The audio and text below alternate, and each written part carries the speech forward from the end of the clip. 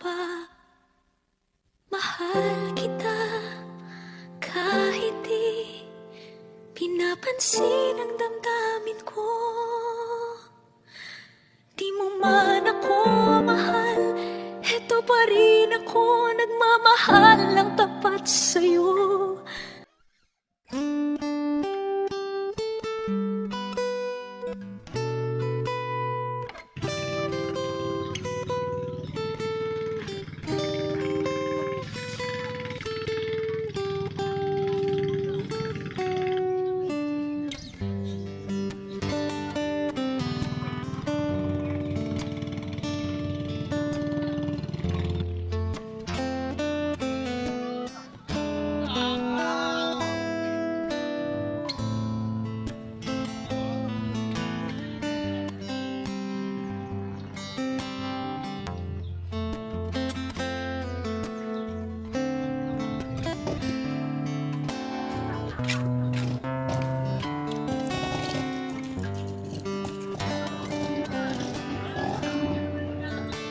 Sabi ko na nga ba nandito ka? Sorry Hindi ko naman intensyon na saktan ka eh. Sinunod ko lang naman yung puso ko. Masama ba yun? Lester, magsalita ka naman Huwag ka na magalit sa akin. Yan ang dahilan kaya hindi ako makasagot ng nakaraan. Kasi, alam kong magagalit ka sa akin. Bakit ka ba nandito? Wala lang. Nagigilty kasi ako eh. Alam mo, kahit anong mangyari, mag-best friend pa rin tayo. Mahal din naman kita eh. Pero bilang isang kaibigan lang. Sana maintindihan mo yun. Okay lang yun, no ka ba? Ba't kasi nagpunta ka pa dito? Nag-uusap na naman kami ni Joe about dyan eh. Na kung sinong matalo, lalaking tatanggapin ng pagkatalo. Buti naman kung ganun. Ngayon, hindi na ako malulungkot. Kasi alam kong okay ka na eh. Basta, mag-best friend pa rin tayo Oo naman, mag-best friend pa rin tayo. Thank you, Lester. Paano? Diyan ka na. Gabi na rin kasi. Anong oras na rin? Baka hinahanap na ako nila ate at kuya.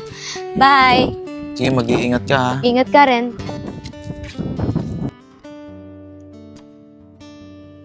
Bakit nga ba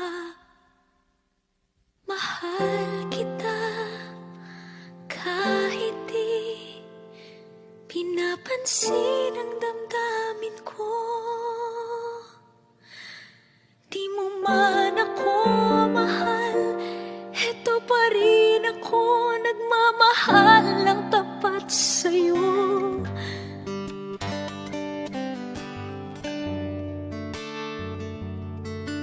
Bebe Labs, problemado ako ngayon eh. Kasi, para naghihinala sa akin sila nanay at tatay na tomboy ako. Paano mo naman nasabi? Kasi, nakita ni tatay yung brief ko sa sampayan eh. Bakit? Ano ba yung brand ng brief mo? Adadis! Di ba Adidas yun? Yun kasi yung nakalagay eh. Itanggi ko lang kasi nabili yun.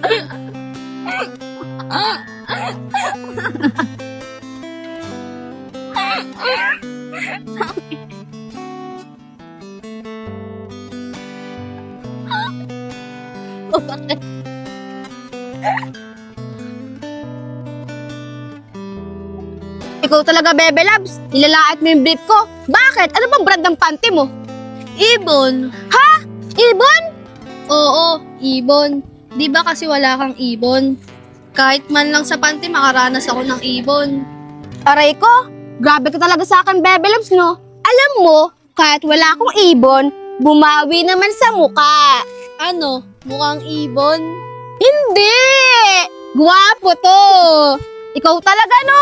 Kahit minsan di ko mawarian kung mahal mo ba talaga ako o hindi eh. Mahal mo ba ako? Oo naman, Bebe Loves. Mahal na mahal kita, kahit wala kang ibon. Baka mamaya, pag tumagal tayo, iwan mo ako at magsawa ka rin sa akin at humanap ka ng ibon. Uy, Carla, nandyan pala kayo? Uy, Kel! Saan ka nagpunta? Galing ako dun sa Pretel, pinuntahan ko si Lester. Yung manliligaw ko. Pinuntahan ko kasi humingi ako ng sorry. Bakit ka nagsasorry? Siguro, LG ko yan, no? Bakit? Sinagot mo na ba siya? Hindi, binasted ko siya. Para sagutin ko si Jo. Nagsorry ako sa kanya kasi para hindi na siya magalit sa akin. Gusto ko rin kasi maisalba yung pagiging magkaibigan namin eh. Yan yung mahirap eh, kapag kaibigan mo na nagkagusto sa'yo. Oo nga pala. Pwede ba akong makiusap sa'yo? Oo naman, ano ba yun? Pwede ba kaming makitulungian sa inyo? Kasi, bad trip sa akin sila nanay at tatay eh. Oo naman, pwede. Tara, sa bahay na lang tayo magkwentuhan. Gabi na rin kasi. Baka hinahanap na ako. Tara.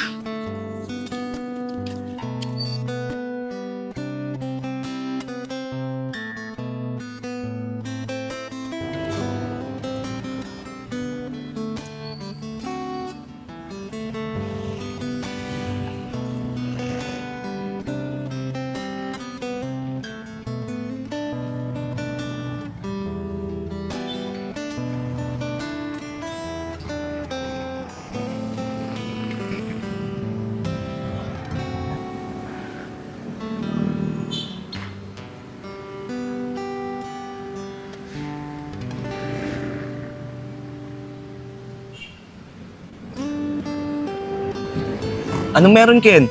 Bakit mo ako pinapunta dito? Jo. Huwag ka sana magagalit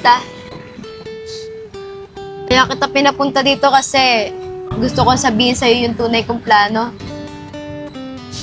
Gusto kong sabihin sa'yo na sinagot lang kita para pagselosin si Lester. Pero ang totoong gusto ko talaga, si Lester matagal na dahil mag-best friend kami. Hindi ko lang nasabi nung una kasi natatakot ako na baka masira yung pagiging magkaibigan namin. Hindi ako nagkaroon ng lakas ng loob na sagutin siya kaya ikaw yung sinagot ko. Sana hindi ka magalit sa akin. Sana matanggap mo yung desisyon ko. Ken, sigurado ka na ba dyan sa desisyon mo?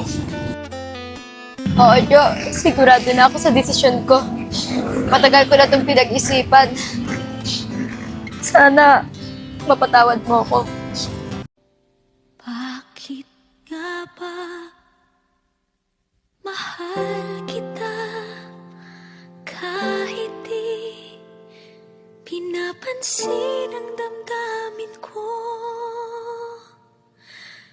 Di mo man ako mahal, eto pa rin ako nagmamahal ng tapat sa'yo.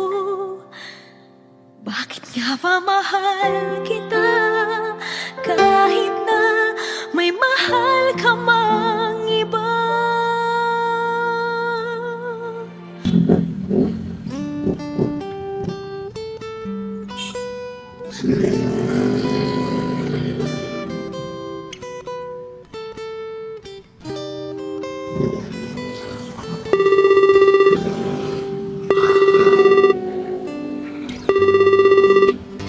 Hello? Hello, pre. Ba't napatawag ka? Lester, pwede ba tayo magkita sa Boulevard? Kung saan nahulog si Ken? Bakit, pre? Ano problema?